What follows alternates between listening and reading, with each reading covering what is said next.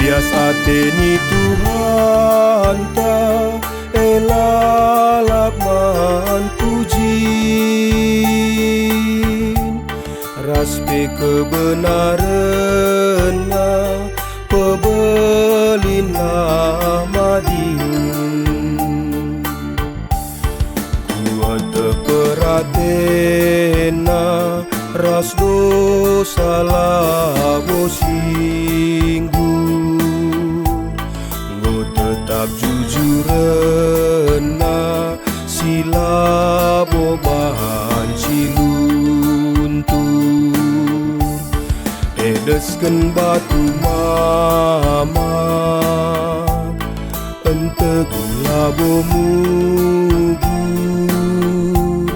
bagi kepeken kam ngo tetap ibas bujur.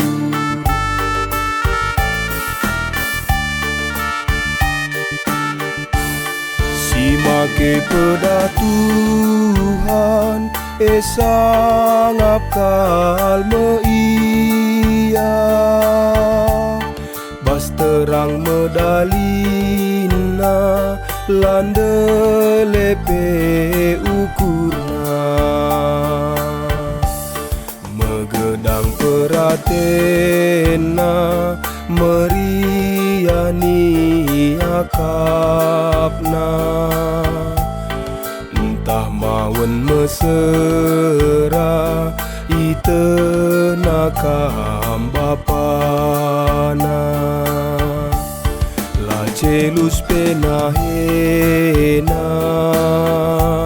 la abad perdalina, bantuhan pebelinca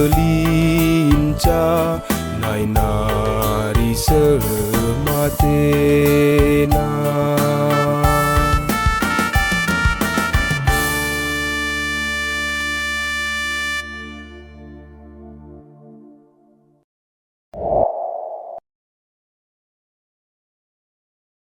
Untuk mendengarkan firman Tuhan, mari kita bersatu dalam doa, kita berdoa. Tuhan Yesus yang baik, hari ini kami akan mendengarkan firman-Mu. Bersabdalah, di dalam nama-Mu kami berdoa. Amin.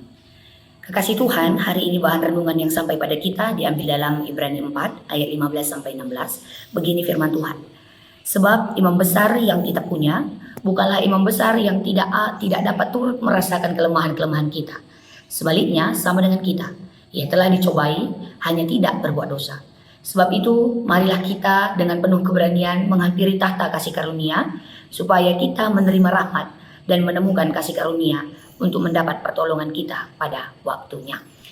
Bapak, Ibu, Saudara, beberapa bulan yang lalu saya dikejutkan dengan sebuah berita di mana ada seorang anak berumur 10 tahun di NTT mengambil keputusan untuk bunuh diri. Alasannya, karena keluarganya tidak bisa membelikan buku sekolah seharga 10.000. Anak kecil ini menuliskan sebuah surat yang mengatakan bahwa ia tidak ingin menjadi beban bagi ibunya yang seorang diri membiayai ketiga anaknya karena ditinggalkan suaminya. Ia juga tidak ingin menjadi beban bagi adik-adiknya. Di tengah kemudaannya, anak ini merasakan sendiri menghadapi permasalahan dunia. Ibu yang menjadi satu-satunya pengharapan baginya tidak mampu menolongnya. Karena itu, di tengah kesendiriannya, ia mengambil jalan pintas ini. Bapak, Ibu, Saudara, keputusasaan muncul bukan karena masalah itu terlalu besar, namun karena perasaan sendiri. Perasaan sendiri di tengah masalah, itulah yang juga sedang dialami oleh pembaca surat kitab Ibrani yang saat ini kita baca. Ibrani pasal 4 ayat 15-16 dituliskan kepada orang Ibrani Kristen yang tinggal dan tersebar di berbagai daerah di kerajaan Romawi. Mereka pada saat itu menghadapi banyak sekali permasalahan, mulai dari kondisi ekonomi, politik, sosial.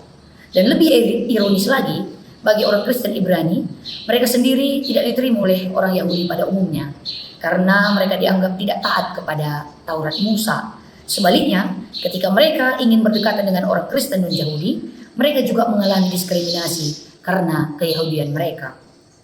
Karena itulah pembaca surat Ibrani dapat dikatakan adalah orang-orang yang merasakan kesendirian di tengah berbagai permasalahan kehidupan.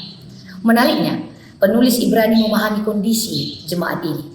Ia mengajak mereka untuk melihat Yesus sebagai imam besar yang agung. Dalam konsep orang Yahudi, Imam besar adalah seseorang yang ada bersama mereka dan mewakili mereka untuk berbicara kepada Allah. Penulis Ibrani tidak menarik Yesus sebagai Allah yang jauh di sana, namun sebaliknya, ia memposisikan Yesus sebagai seseorang yang dekat dengan jemaat. Bahkan lebih daripada itu, ia memahami penderitaan yang dialami jemaat itu. Karena itu dikatakan Yesus atau Imam Besar Agung itu turut merasakan kelemahan-kelemahan kita. Ia sama dengan kita. Disinilah penulis ingin mengatakan kepada jemaat bahwa di tengah kondisi dan kelemahan mereka yang mereka hadapi saat ini, mereka tidak sendirian karena Yesus juga merasakan hal yang sama. Selain itu, imam besar dalam tradisi Yahudi juga bertugas untuk mendamaikan umat dengan Allah. Ia menjadi jembatan yang menghubungkan Allah dengan umatnya. Oleh sebab itu, dikatakan sekalipun ia sama dengan kita, namun ia tidak berdosa. Hal ini mengingatkan kita dengan anak domba yang tidak bercacat celah, yang menjadi korban pendamaian dalam tradisi Yahudi. Penulis ingin menggambarkan Yesus dalam hal ini tidak sekedar imam besar yang membawa korban pendamaian, namun ia sendiri yang menjadi korban pendamaian untuk selama-lamanya. Karena itu, jalan pendamaian yang Yesus buat adalah jalan yang kekal. Oleh sebab itu, pada ayat 16, penulis ingin mengatakan kepada jemaat Kristen Ibrani bahwa mereka saat ini tidak sendiri. Yesus sebagai imam besar agung telah membukakan jalan untuk kita datang kepada Allah Bapa dan memperoleh pertolongan darinya. Jemaat tidak hanya mendapat teman dalam melalui kesusahan, namun kasih karunia dan pertolongan Bapa. Mungkin saat ini ada di antara kita yang mengalami masalah atau dalam kelemahan. Kita mungkin merasa sendiri dan hampir-hampir putus asa. Keluarga, teman, bahkan pasangan mungkin tidak ada bagi kita. Mereka mungkin tidak bisa memahami apa yang kita hadapi dan rasakan pada saat ini. Namun melalui firman Tuhan ini, Tuhan ingin berkata kepada kita, kita tidak sendiri. Kita tidak menjalani dan merasakan kesusahan ini sendiri. Yesus ada bersama kita. Dulu, waktu saya masih kecil, saya takut sekali melewati ruangan yang gelap. Ruangan gelap itu tidak bisa diubah menjadi terang. Tapi ketika saya punya teman untuk melewati ruangan yang gelap itu, ada keberanian yang tumbuh dalam diri saya. Bapak, Ibu, Saudara, mungkin saat ini ada ruangan gelap yang Anda alami, yang Anda harus lewati. Kita tidak mungkin dan tidak bisa mengubah ruangan itu menjadi terang. Tapi kita butuh teman untuk melewatinya. Dan saat ini firman Tuhan katakan, Tuhan menjadi teman untuk kita melewati ruangan gelap dan masa gelap yang kita hadapi saat ini. Tuhan Yesus memberkati kita. Mari kita berdoa. Tuhan, mungkin kami tidak bisa mengubah keadaan kami dan apa yang kami rasakan saat ini.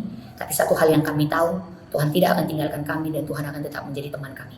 Terima kasih ya Tuhan. Di dalam nama-Mu kami berdoa. Amin.